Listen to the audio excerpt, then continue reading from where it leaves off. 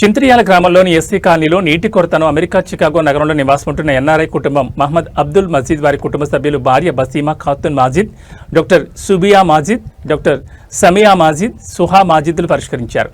అక్కడ నీటి కొరకు సుమారు 50 కుటుంబాలు ఇబ్బంది పడుతున్నారని హఫీజ్ షేక్ అల్లా పక్షు ద్వారా సమాచారం తెలుసుకున్న మహమ్మద్ అబ్దుల్ మజీద్ వారి కుటుంబ సభ్యులు వెంటనే స్పందించి అక్కడ నీటి కోసం తీర్చడానికి సోమవారం బోర్ వేయించారు. పుష్కలంగా నీరు పడడంతో అక్కడున్న 50 కుటుంబాల ప్రజలు సంతోషం వ్యక్తం చేస్తూ ఎన్ఆర్ఐ కుటుంబానికి కృతజ్ఞతలు తెలిపారు. చింత్ర్యాల్లో ఎస్సీ కాలనీలో చర్చి పక్కన వీధి సుమారు ఇక్కడ 50 నుంచి 60 కుటుంబాలు ఉన్నాయి.